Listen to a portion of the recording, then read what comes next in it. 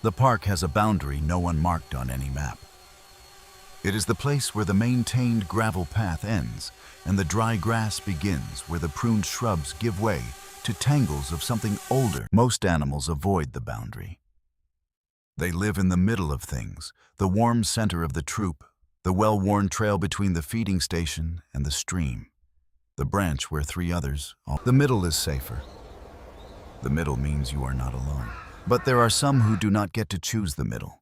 There are some for whom the boundary is not a place they wander toward, but a place they were gradually, quietly pushed. This is a story about two of them. One is a crow, one is a monkey. Neither of them knows the other exists, not yet. And the researcher, sitting 40 meters away with a long lens resting on his knee, does not yet know that the most important thing he will observe this year has nothing to do with the animal he came here to study. It rarely does. The crow arrives at the eastern boundary of Maruyama Park on a Tuesday in late September, which is to say he arrives when the ginkgo trees have just begun to turn and the air carries the first suggestion of cold underneath. He lands in the dry grass at the edge of the maintained area and stands still for a moment, which is long for a crow. His left wing settles at a slight angle when he folds it, not dramatically wrong, not broken, but off by some small degree that changes the geometry of his silhouette against the pale sky. The other crows have been seeing it for weeks. The angle in his wing is not sentiment. It is information. And the flock has processed it. He does not have a name in the research records yet, because he was not in the beginning anyone's subject. He was a shape at the edge of the camera trap's frame. He lands in the grass and stands still. And the other crows visible in the middle distance on a low stone wall do not call to him or fly toward him.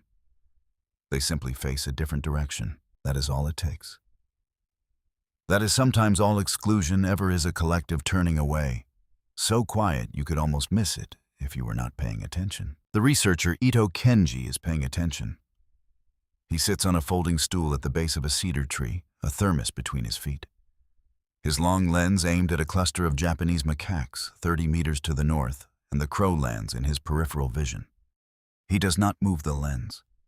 Not yet. But something in him registers the landing, the particular stillness of it, the way the bird does not immediately begin foraging or calling. He keeps the lens on the macaques. 30 meters to the north, the troop goes about its morning. Ito has been watching them for 2.5 years, long enough to know the matriarch, by the slight outward rotation of her right hip, when she walks long enough to know without counting when someone is missing. This morning one is missing. Not missing in the sense of absent. He is there visible at the southeastern edge of the feeding area, sitting on a flat rock with his back at a slight angle to the rest of the... But missing in the way a person can be missing from a conversation they are physically present in. His name in the research records is M07, a male of approximately 4 years, mid-ranking by birth, but declining by practice. And the reason for the decline is a fact of macaque social structure that has no gentle way. In a matrilineal society, the mother's rank is the floor beneath the child's feet. When the floor disappears, the fall is not dramatic. There is simply a slow withdrawal of the small permissions that constitute belonging, the grooming invitations that come less frequently, the disputes that go unmediated, the space around the water point that is no longer held for him when he approaches. It has been 23 days since anyone in the troop initiated grooming with M07. He sits with the lens on M07's face. The macaque stares at a point in the middle distance, jaw moving slowly on something small. Eyes open, he shifts the lens. In his peripheral vision, the crow at the boundary is still standing still. The crow's name, when Ito eventually gives him one, will be Kumo, which means cloud, because of the way he drifts along the park's edge without fully landing anywhere. But that is months from now. He begins foraging in the dry grass at the boundary, moving with a slight compensatory hitch in his gait that redistributes his weight away from the left side. And the foraging is methodical, systematic, grid-like, unhurried, but it is slower than it should be. When he finds something, he eats it immediately, rather than caching it, which means he has not established a territory here yet, which means he arrived with nothing. The stone wall where the other crows sit is 40 meters away. None of them fly toward the boundary. The crow in the grass eats what he finds and moves on, and the ginkgo leaves fall in the pale morning light. And Ito watches M07 sit. Ito thinks not for the first time, and with the specific tiredness of someone who has thought the same thought too many times, that the cruelest thing about social exclusion in any species is that it does not announce itself. It simply accumulates. Until one morning, the animal is sitting on a rock at the edge of things and cannot remember exactly when the middle became unreachable. M07 exists at the edge of the troop's daily life with the particular patience. He arrives at the feeding area when the others arrive and eats from the periphery.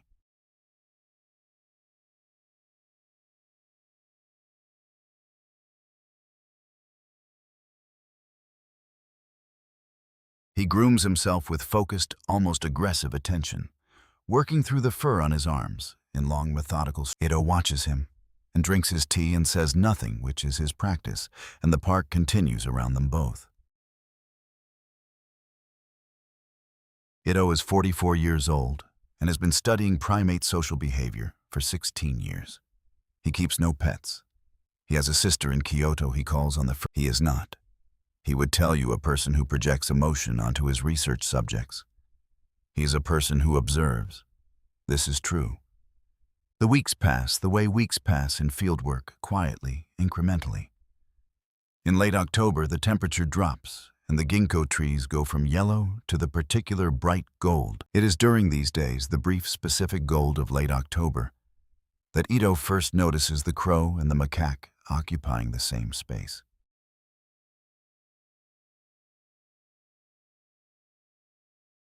M07 has begun spending more time at the southeastern edge of the feeding area, closer to the park boundary. The crow has expanded his boundary territory slightly northward, and the expansion has brought him to within 3 meters is enough distance that the crow registers as background. But M07 does not filter him. He sits on the flat rock and watches the crow move through the grass with the lateral systematic attention of an animal cataloging something it has not yet categorized. The crow does not acknowledge the watching, or appears not to until you notice the slight tilt of his head each time M07 shifts on the rock, one eye tracking upward for a half second before returning to the grass. Ito, 40 meters away, lowers his lens from the troop's center and watches the two of them at the edge. He pours a second cup of tea. He holds it in both hands. It is just two animals sitting near each other in the gold light of late October, doing nothing that requires explanation, but he watches. The days shorten.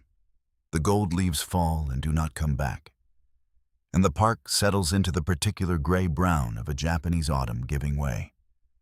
And the two animals at the boundary continue to exist in each other's vicinity until the cold arrives, and the cold changes everything. The first cold rain of November arrives on a Thursday, a low gray curtain that moves through the park just after sunrise and settles in for the day, and with it comes the first real scarcity of the season. It is in the week following the first cold rain that Ito begins to understand why Kumo is here.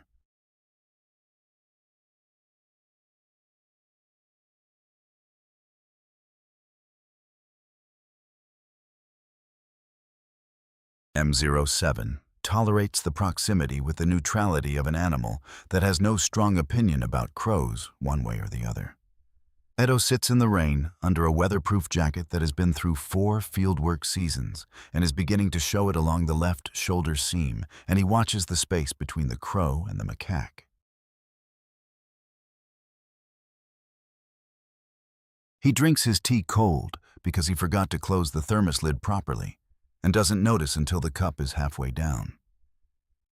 He keeps watching. The incident happens on a Wednesday in mid-November, overcast, the kind of day when the light never fully arrives.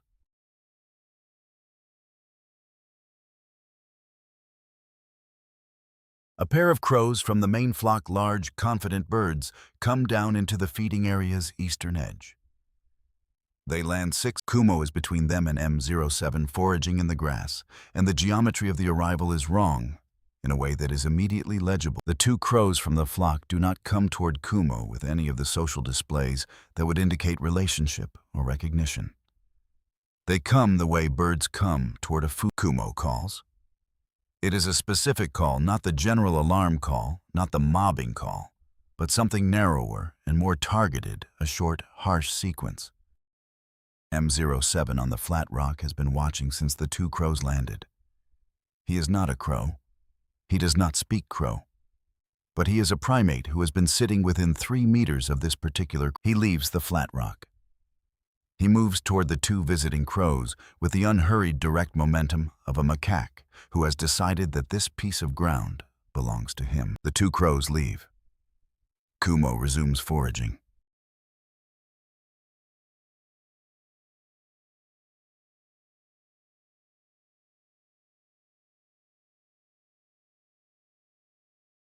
M07 returns to the flat rock. But the distance between the crow and the flat rock, when M07 settles back onto the stone, is 1.5 meters. Ito notices. He lowers the lens and looks at the space between them without any optical assistance, as if he needs to see. He picks up the lens again and keeps watching.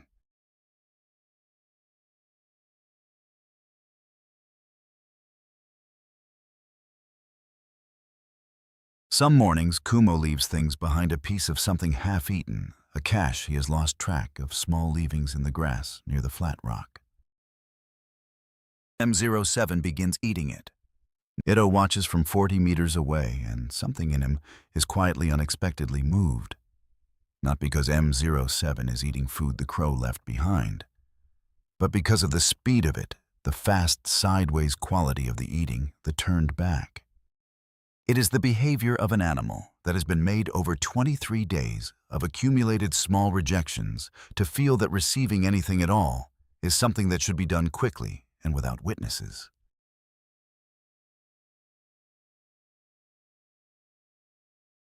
He keeps watching.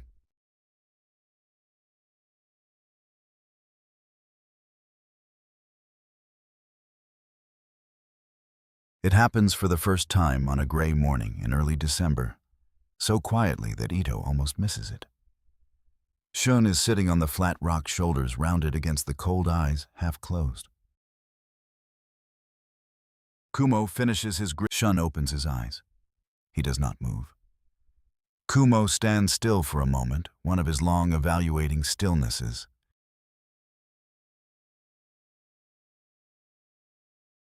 Kumo lowers his head and begins to work through the fur at the back of Shun's neck with his beak, small, precise movements.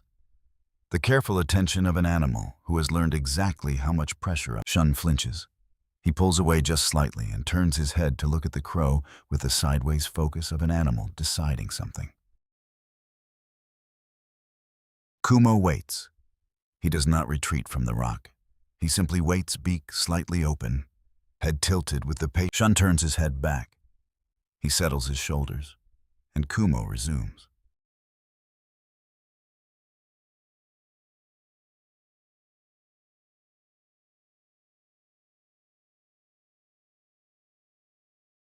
Through the long lens, Ito can see the small rhythmic motion of the crow's beak working through the fur along Shun's shoulder, and he can see the slow release in Shun's posture, something in the set of his neck going slightly slack. Ito does not move. He does not pour his tea.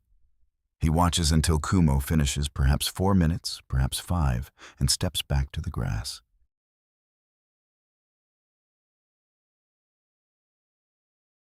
Shun sits with his eyes closed on the flat rock for a long time afterward, as if he is trying to hold on to something that has already ended.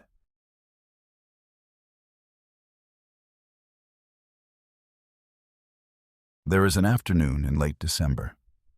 A Tuesday, the light coming in, low and pale from the southwest, the kind of winter light that does not warm anything, but both of them fall asleep on the flat rock. Not together, not touching.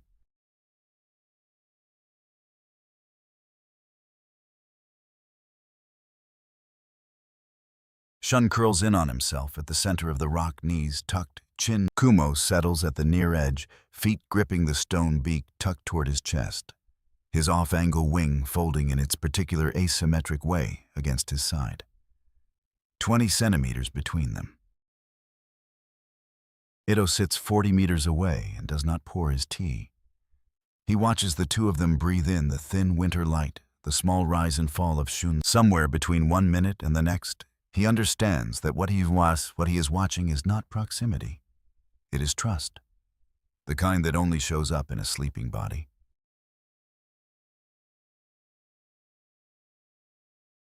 The afternoon light moves slowly across the rock. Neither animal wakes. Ito sits with his cold tea and watches them sleep. The coldest night of January falls on a Thursday. Ito is in the park before first light in weather that the thermometer on the cedar tree reads as -4, with the added arithmetic of a wind from the northwest. He has brought a second jacket. He has also brought an extra thermos of tea that he will not be sharing with anyone.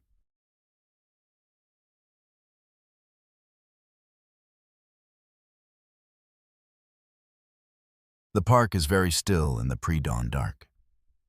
Ito says the light comes slowly, gray-blue and reluctant. When it arrives, he sees them. They are in the same tree.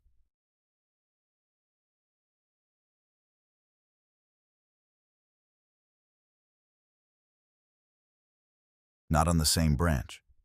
Kumo on a lower branch. Ito has never seen M07 sleep in this tree. He has never seen Kumo roost here either. They are both somewhere new. They both arrived here last night and chose the same tree. Not together, not by design, by the independent operation of two different nervous systems arriving at the same answer.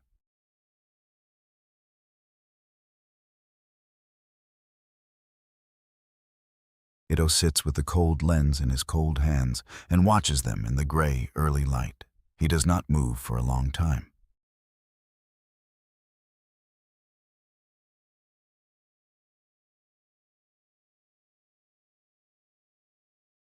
Neither animal moves for a period of 40 minutes. They are not touching. They are simply still in the same tree on a night when stillness is the only warmth available. Ito pours tea from the first thermos into its cup and holds it, and lets the warmth move through his palms, and thinks about what it means that two animals each excluded from the social structure. He does not arrive at a conclusion. He finishes the tea.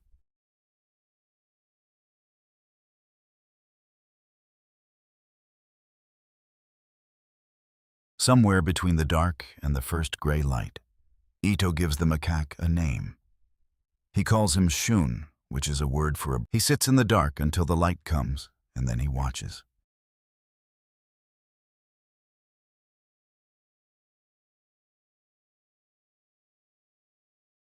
There is only the slow accumulation of proximity.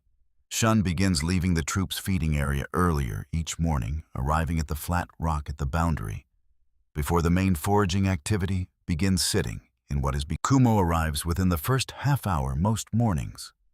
He lands in the grass and begins his systematic... Before starting, Kumo always pauses at the same spot, a shallow depression in the ground just inside the boundary grass, and stands still for 3 or 4 seconds. Shun has developed his own small constancy. When he arrives at the flat rock each morning, he always sits facing east for the first few minutes, watching the light come up over the park's far wall, before turning to face. Ito watches Shun watching the crow. He watches the crow's off-angle wings settle, and the particular way Kumo tilts his head before landing, reading the angle of the rock, the position of Shun's shoulders. Kumo lands on the rock now, without hesitation at 10 centimeters, sometimes less, close enough that Shun's fur moves slightly when Kumo folds his wing. Shun does not turn his head anymore. Now he simply sits, and Kumo lands, and for a few minutes, the crow works through the fur at Shun's neck and shoulder with the focused attention of an animal, doing something that has become ordinary. There is a morning in late February when Kumo lands, and Shun, without turning, leans very slightly toward the crow, barely perceptible. The smallest possible movement, lest Ito sees it through the long lens. He lowers the lens. He looks at them with his own eyes to make sure he has seen what he thinks he has seen. He has. The food begins appearing at the corner of the flat rock in February. This is the detail that stops Ito cold. Shun has begun leaving food at the corner of the flat rock closest to Kumo's working area. The first time Ito thinks it is accidental, but it happens again the next day, and the day after. Ito sits with this for a long time. He knows the careful answer. He also knows what he saw on the coldest night of January.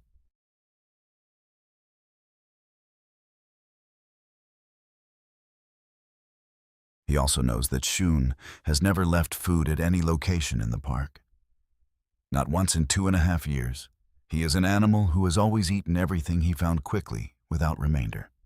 And now, in February, he is leaving something at the corner of a flat rock in the grass, at the edge of a park, in the approximate location that a crow with an off-angle wing and no Ito sits in his apartment at 11 at night and looks at the city through the window for a while. Then he goes to bed. In the morning, he arrives at the park before the light and pours his tea and watches. Kumo eats what he finds, including some mornings the small dark shape at the corner of the flat rock, which he approaches from the side and takes quickly in the way that animals take things they are not entirely sure they are allowed to have. The distance between them holds at 1.5 meters.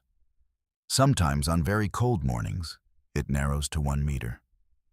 It has never been less than 1 meter. That 1 meter is the length. 1 meter is not nothing. But compared to where they started, the 3 meters of late October, the 30 meters of late September, the 40 meters that separate Ito from both of them, not very much. Ito watches them from his 40 meters. He pours the last cup of tea from the second thermos. He did not plan to bring a second thermos. He brings it every morning now. The troop does not take Shun back. The social structure reorganized itself in his mother's absence, the way all living systems reorganize efficiently without malice, and in a direction that does not. Kumo does not find a new flock. The crows on the stone wall 40 meters west remain exactly what they have been since, but survival is a narrow word for what Ito has been watching.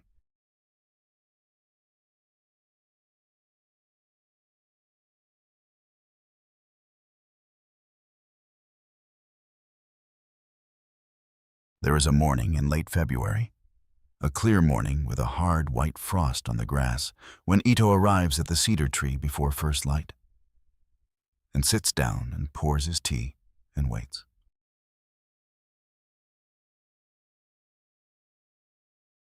The light comes. The crow arrives first. He lands in the grass and stands still for a moment, and his left wing settles at its slight angle against the cold white sky.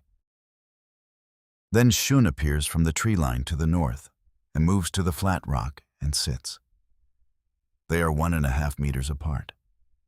They have been 1.5 meters apart on mornings like this for months. Nothing announces the morning as different. Nothing is different. And yet, Ito sits 40 meters away in the frost-cold air and feels the specific weight of having witnessed something that he does not yet have the right words for. What he has watched is not rescue, but it is not nothing either. They have done something quieter than rescue. The crow is there when the macaque arrives at the flat rock. The macaque is there when the crow begins his morning grid. On the coldest mornings, they are in the same tree.